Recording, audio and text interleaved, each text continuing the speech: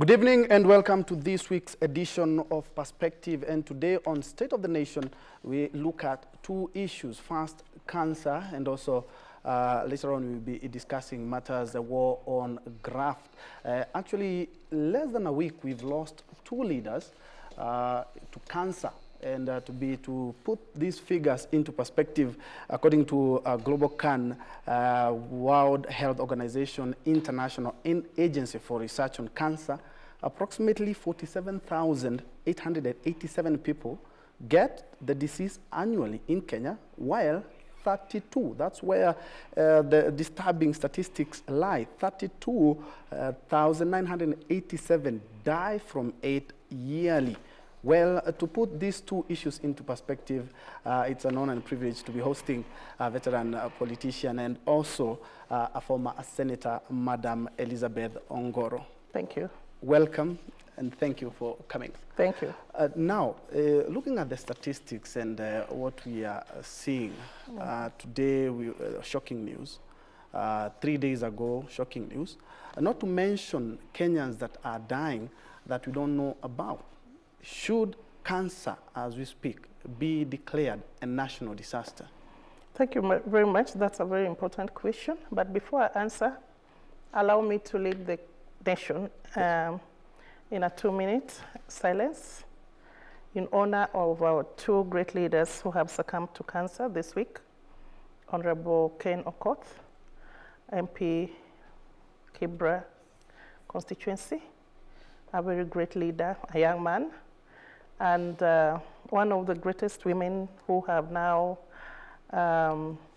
succumbed early today, a lady who we were all looking at as somebody who has already been a role model and made it possible, and by statement, yes, that it is possible for leaders, women leaders, to upscale. Indeed. So let us just give them that respect.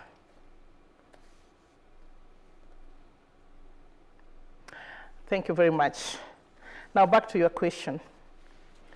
Indeed, on my way to KBC today, I was just trying to imagine the number of people that we have lost to cancer.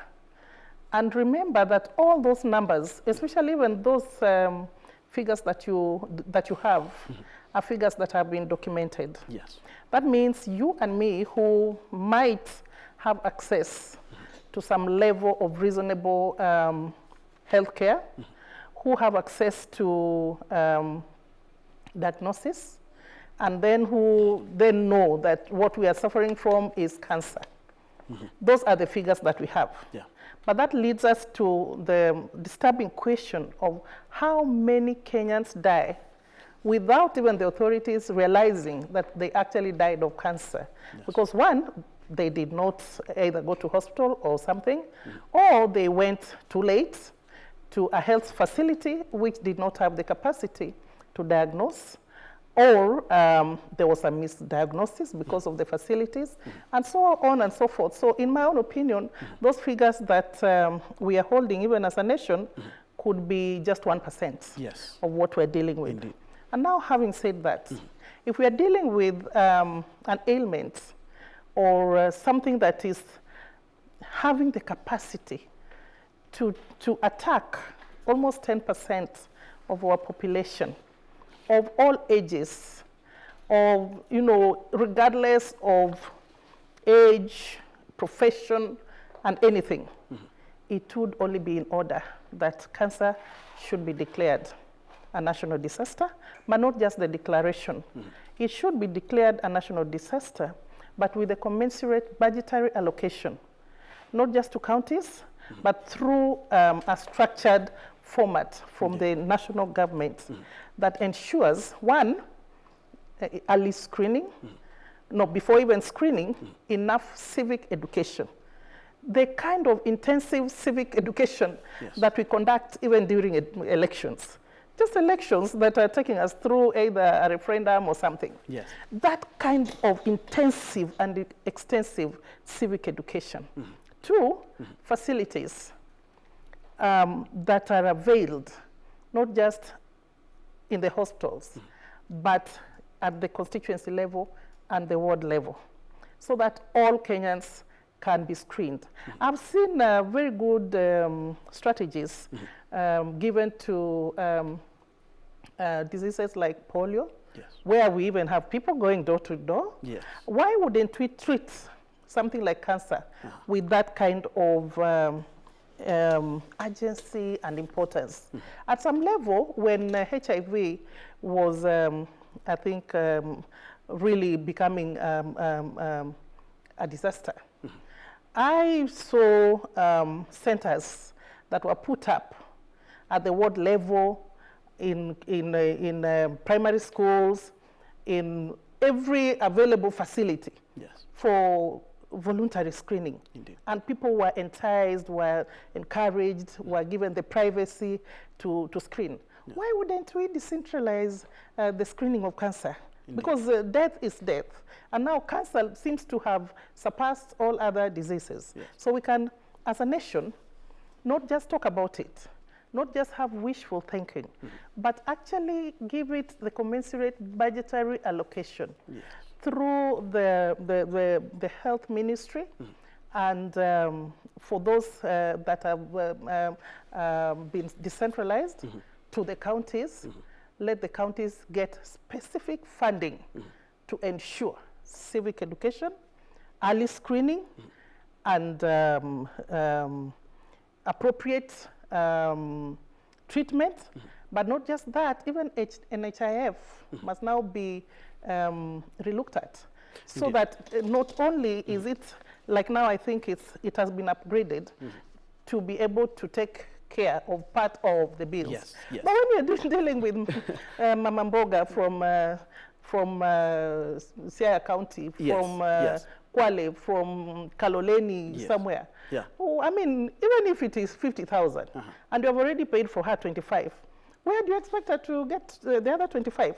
That now will bring even a bigger problem, because you're going to treat her halfway. You're going to diagnose and then start the treatment and stop the treatment where the 25,000 or whatever amount provided for legally ends. Then you send her home, and that means she is already halfway treated. When the thing now recurs, it boomerangs to such an extent. But apart from that, that also takes me to a very critical issue. According to me, health facilities, the infrastructure that holds the entire health facility does not stop with what I can talk about is like the infrastructure of having hospitals and screening facilities. We must now connect it to our education system. We must ensure that enough students are enrolled to study medicine, but not just medicine, to become oncologists, because that is again where the problem is. You can have the facilities, you can have the money, you can have everything, but if we only have 30 oncologists or 20 in the entire nation of 53 million people, then what are you talking about? It means you will leave it to nurses to misdiagnose or do whatever else. So we must also tie the health facilities and the funding and civic education to the education system. Now, you have been a legislator before. Should laws be amended perhaps to include what you've talked about, early screening, the treatment, and also perhaps even to help screening facilities in the counties? We have very few, and they are concentrated here in the capital, Nairobi. Precisely. That's what I'm talking about. We must start from legislation to implementation. Because without legislation, then you are operating within a vacuum that is not legal. So this framework must be legislated.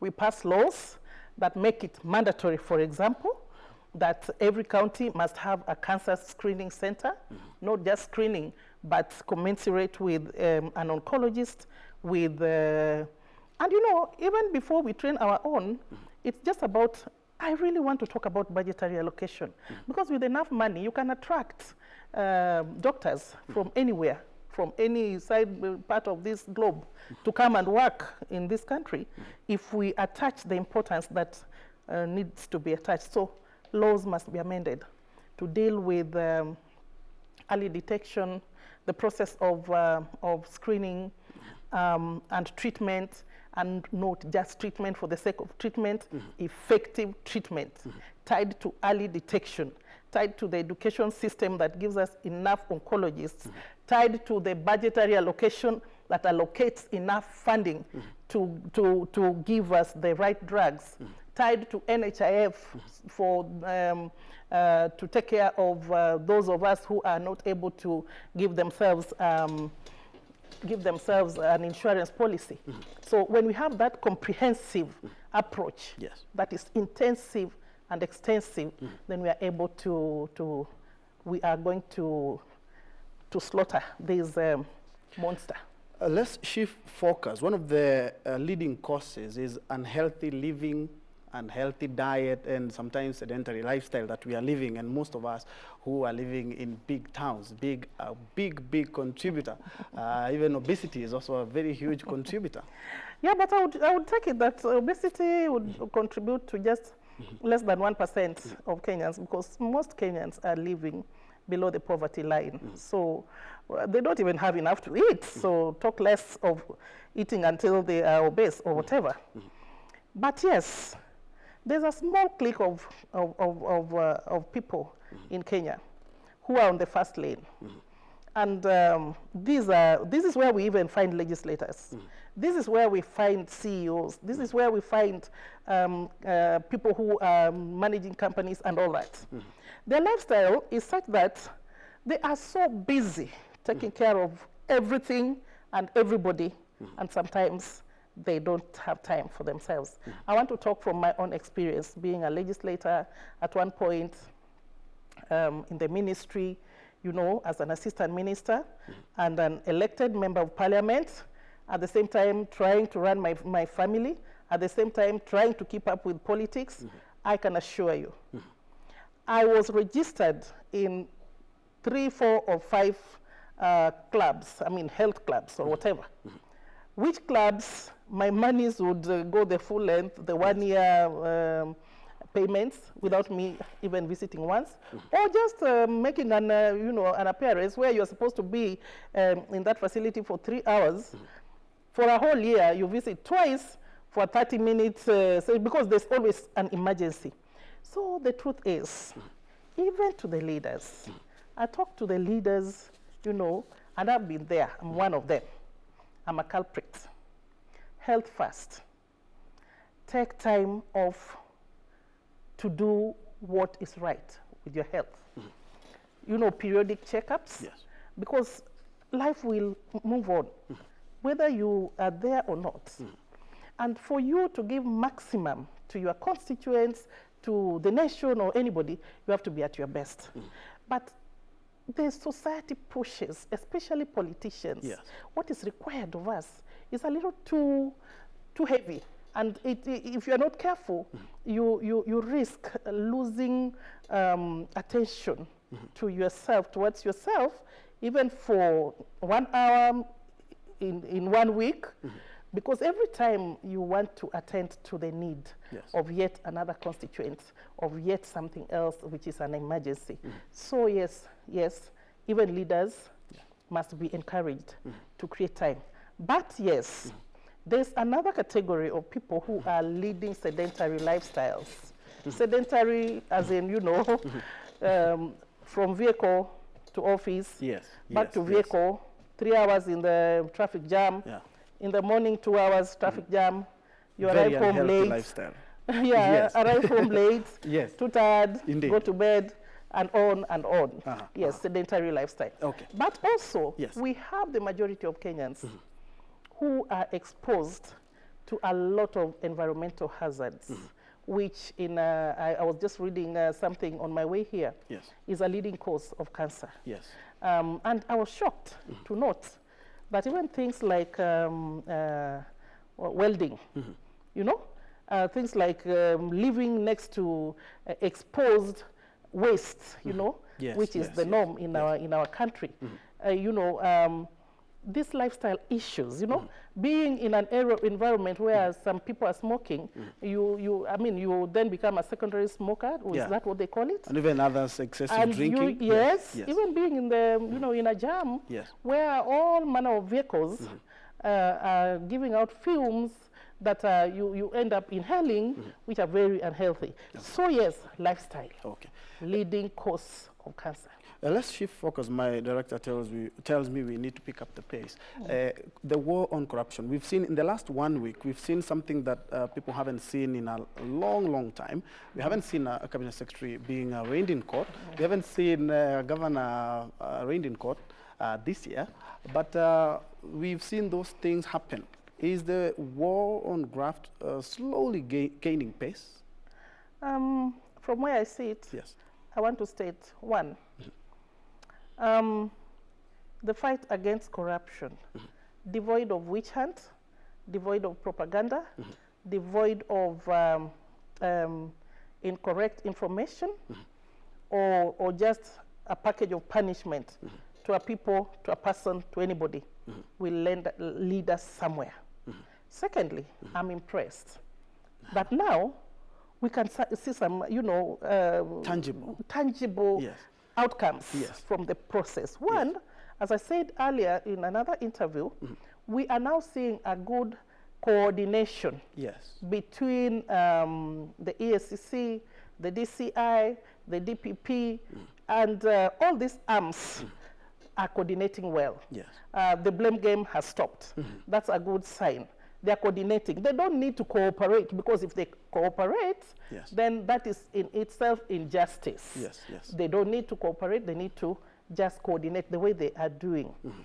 Yes, arrests, good. But can we also, as I said earlier in another interview, have timelines? We don't want cases that are lasting 20 years. The Dongo case just ended yesterday. Was it last week? After 13 years, 14 years, isn't it?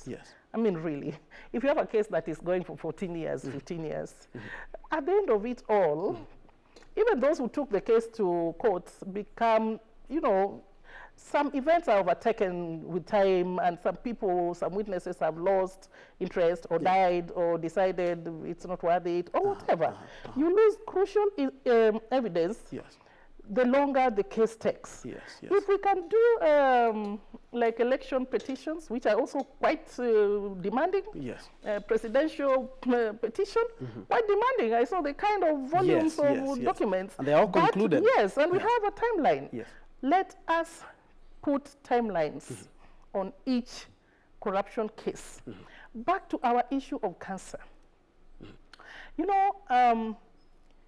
If we had money, enough money, to do all these things, then we would have enough infrastructure to control or treat cancer, isn't it?